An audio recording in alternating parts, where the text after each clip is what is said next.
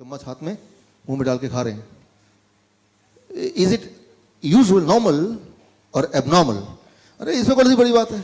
ढाबे में गए, चम्मच लिया, खा रहे हैं. दिमाग तो यही बोल रहा है ना आपको.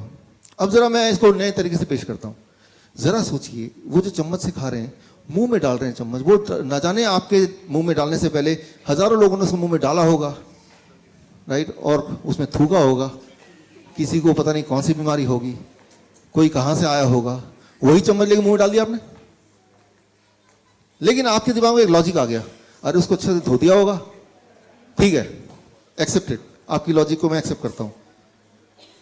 मैं बोलता हूं आप मेरा ब्रश ले लीजिए, अच्छी से धो लीजिए, फिर से मुंह में डाल के ब्रश कीजिए. वो तो इसी का है ना. चम्मच मुंह में डाल के आराम से खा रहे हैं, जो हजारों लोगों ने, न जाने ट्रक वाला, पता नहीं कौन सा ड्राइवर, जिसके सामने जाना पसंद नहीं करेंगे, कोई शराबी, कोई उसमें मुंह में डाल के खा रहा होगा, वही आपने लिए मुंह में डाल के, यार क्या स्वाद है. लेकिन अगर आपका दिमाग बोलता है नहीं, धो देने से सब कुछ ठीक हो जाता है, तो किसी का ब्रश लीजिए और उसको धो दीजिए अच्छी, जितना अच्छा धोना चाहे, फिर उसको मुंह में डालिए. वो तो फिर एक ही आदमी का है ना, राइट. हम कहीं भी जाते हैं, किसी रिश्तेदार घर जाते हैं, अपना एक ब्रश लेके जाते हैं ना, कि नहीं उनके पास ब्रश होगा, किसी एक का ले लूंगा मैं, करते धो लूंगा.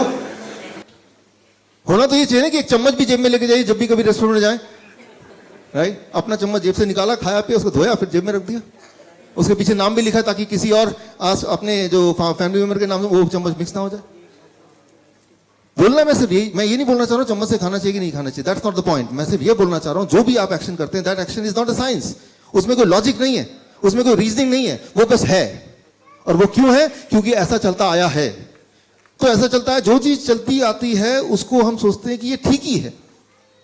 कैसे हम डिसाइड करते हैं इज इट, ये ठीक है कि नहीं है? सिर्फ एक ही चीज हम देखते हैं, क्या ये चलता आया है ऑलरेडी. अगर दिमाग ने उसको कई बार ऑलरेडी देख चुका है हमारे एक्सपीरियंसेस में, तो ब्रेन बोलता है दिस इज ओके, फिर चाहे वो हमारा नुकसान भी क्यों ना कर रहा हो. बस ये छोटी सी बात I want to make you understand. For example, अगर हम बीमारी की बात करें, दुनिया में इस तरह के शहरों में जैसे फरीदाबाद है, दिल्ली है, न्यूयॉर्क है, होचिनमिन है, बैंकॉक है, जो बड़े बड़े शहर हैं, जो मेट्रो सिटी जिसे बोलते हैं, 30% of the death, every third death is because of heart disease. आपको पता ही है ये बात. पहला सबसे बड़ा कारण इस तरह के शहर में मरने का है वो heart disease, you know that. Second सबसे बड़ा कारण मरने का वो है कैंसर. हर 10 में से 2 death, 20% death is because of cancer, ये भी आपको पता है. तीसरा सबसे बड़ा कारण है मरने का, दैट इज कॉल्ड एट्रोजेनेसिस. एट्रोजेनेसिस कॉजेज. अब एट्रोजेनेसिस कॉजेज क्या है? एट्रोजेनेसिस का हिंदी में मतलब है डॉक्टर या मेडिसिन की वजह से death. That is about, according to journal of American medical association, 15%. World average, India का एवरेज क्या है वो पता नहीं, लेकिन वर्ल्ड एवरेज है मेट्रो सिटीज के 15%. यानी कि 100 लोग अगर गए इलाज कराने, तो वो 15 लोग जिंदा रहते हैं अगर वो जाते नहीं तो. लेकिन फिर भी जाते हैं. क्यों? क्योंकि जाते आए हैं.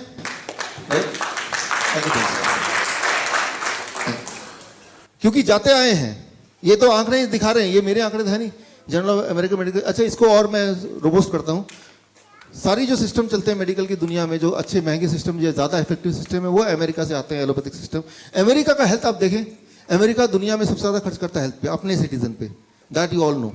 That highest amount of money any country spends on their citizen is America on health. लेकिन अमेरिका की सिटीजन्स की हेल्थ का इंडेक्स अगर हम देखें, अगर हम WHO के उसमें देखें, इट इज रॉक बॉटम. मतलब 70% of American at any point of time they are severely ill, severely obese, right. इसको और थोड़ा इलैबोरेट करता हूं मैं कि 1962 में यूएस में ओबेसिटी था 13%, डायबिटीज था 2.5%, हाइपरटेंशन था जितना भी था, लेकिन हाइपरटेंशन अब देखें 30% इंक्रीज हो गया, डायबिटीज 6.9% हो गया, ओबेसिटी 34% हो गया. अच्छा, एक इंपॉर्टेंट बात यह है कि अगर एडवांसमेंट हो रहा है, ज़्यादा हॉस्पिटल्स आ रहे हैं, टेक्नोलॉजी अच्छी हो रही है, तो बीमारियां क्यों बढ़ रही हैं? वो तो घटनी चाहिए ना. People should be healthy. तो ये है लॉजिक. लॉजिक से मैंने समझाया. लेकिन अब अगर आप बीमार पड़ेंगे तो क्या करेंगे? ब्रेन लॉजिक को बाईपास कर देगा उसी वक्त.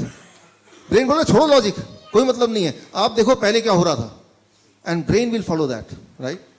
सो वो आपकी गलती नहीं है, हमारे बॉडी की बनावट, that is how the brain behaves, right. Brain behaves whenever some action, जब भी आपको कोई एक्शन लेना है, तो एक्शन लेते वक्त ब्रेन ये नहीं देखता कि लॉजिक क्या है, साइंस क्या है, किसमें हम ठीक हो सकते हैं, किसमें हमारी भलाई है। ब्रेन सिर्फ ये देखता है कि पहले क्या हो रहा है, पहले तो वो बताओ, पहले क्या करते थे आप ये बताओ, कल तक क्या करते थे। चांसेस ये हैं कि जो भी आप कल तक करते थे, जो भी आप देखते आए हैं, चांसेस ये हैं चाहे उससे नुकसान हो रहा हो या फायदा हो रहा हो, you will still do that, right. That is how our brain is programmed and that is what you have to understand. अच्छा, ऐसे में हम करें क्या? तो ये तो सारी सिचुएशन है, राइट। तो इस सिचुएशन को ध्यान रखते हुए what we have to do, so आज उस पर बात कर रहे हैं कि what we have to do. यहाँ से जब घर जाएं तो इस नॉलेज को अंडरस्टैंड करते हुए इसको हम प्रैक्टिकली अपने जीवन में अपने प्रॉब्लम्स को सॉल्व करने के लिए how we can use it.